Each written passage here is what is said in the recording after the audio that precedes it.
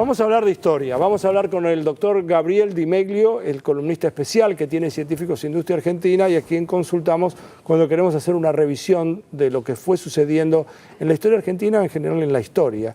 Este año también, hablando de efemérides, como hicimos en alguna otra oportunidad, se cumplen 40 años de un episodio muy fuerte, sobre todo en el siglo XX, que fue el año 1973, la llegada de Cámpora, la potencial, bueno, iba a volver Perón después, el de Botazo, Ezeiza, etcétera, una zona muy rica, un tiempo muy rico para la historia argentina. Sí, yo creo que el 73 es muy interesante en varios aspectos, por lo que vos decís, es un año de cambio, un año de esos que marcan un clivaje, ¿no?, en la historia argentina.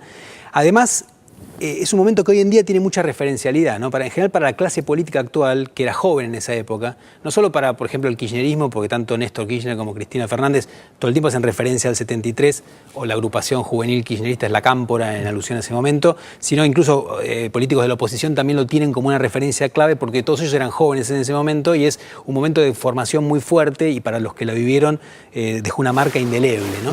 Quizás fue uno de los momentos posiblemente de mayor movilización social y efervescencia política que tuvo la historia argentina, en el marco de una radicalización política que hubo en el mundo en general a partir de fines de los 60 y en América Latina en particular, ¿no? Sabés que me resulta muy interesante que estés hablando de este tema por todo lo que estás diciendo, pero no puedo evitar pensar que vos nacías en el año 73, sí, yo tenía 24 años. Es decir, que yo lo viví ese momento y ahora entonces te quiero escuchar porque alguien que no lo vivió me va a contar a mí lo que estaba pasando cuando yo ya vivía y no era un niño, tenía 24 años. Así que te escucho acá con mucha atención. El problema que tenemos los historiadores, ¿no? Cuando hablas de 200 años atrás, no hay ningún problema, no hay ningún muerto que venga a reivindicarte nada. Cuando hablas de historia reciente, que yo no soy especialista en eso, pero hablo con colegas que lo son, es mucho más complejo porque justamente historia y memoria se empiezan a cruzar. Yo no te voy a decir nada, quédate tranquilo que te voy a decir todo. Pero sin embargo, claro, es un tema fundamental.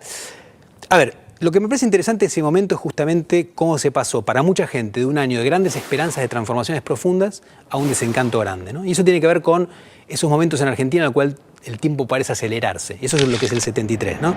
Por un lado es el fin de una larga dictadura que había empezado en 1966, convocatoria de elecciones, el peronismo puede presentarse después de 18 años de proscripción y no puede presentarse Perón porque no quiso jugar el juego de los tiempos que había puesto la dictadura y entonces presenta a otro candidato que es Héctor Cámpora. Y quienes hacen la campaña de Cámpora son sobre todo los jóvenes, lo que Perón había llamado la juventud maravillosa, que en ese momento eran la izquierda del peronismo, ¿no? Lo que se llama la tendencia revolucionaria. Y ellos lo que hacen es impulsar la candidatura de este señor Cámpora, que gana con casi el 50% de los votos en marzo del 73, y asumen el famoso día, que es el 25 de mayo del 73, en un clima de gran fiesta popular, se habla de 1 millón de personas en Plaza de Mayo. Estaban, por ejemplo, el presidente socialista de Chile, Salvador Allende, el presidente de Cuba, comunista, Dorticós, que vienen como símbolos de esta izquierdización que parecía presentar en ese momento Argentina. Y para muchos, la asunción de Cámpora implicaba el paso no solamente a un gobierno democrático, sino a un gobierno de transformación que eventualmente podía conducir a Argentina hacia un país socialista, ¿no? Entonces, es un momento de mucha efervescencia e incluso se exige que ese mismo día se cumpla la promesa electoral de liberar a los presos políticos. Estaba Rigui, ¿no? ¿Rigui no era el ministro del Interior? Ahí asume Rigui, claro, viene toda una nueva generación, y es un clima, por lo que uno lee como historiador en las crónicas, de efervescencia muy grande. Hablas con miedo, ¿eh? Hablo con miedo porque ahora tipo piso lentamente. No, está muy bien, dale. Pero entonces la multitud va de voto y en el que se llama el de botazo exige la liberación de los presos políticos, muchos de ellos miembros de organizaciones revolucionarias, lo que decía la guerrilla de izquierda de la época, que salen todos en libertad y es un gesto muy fuerte. Y a la vez, durante el mes siguiente, que es junio, hay tomas de fábricas, tomas de escuelas, de universidades, de edificios públicos por parte de obreros y estudiantes, y es un momento de gran agitación política y social, mientras económicamente comienza un plan económico del ministro Helbar, que intenta, por un lado, mejorar la distribución del ingreso en un clima de economía que crecía y a la vez limitar los reclamos obreros que eran muy fuertes justamente pensando en una transformación mayor, ¿no? Entonces un momento de mucha agitación que se conoció retrospectivamente como primavera camporista, ¿no?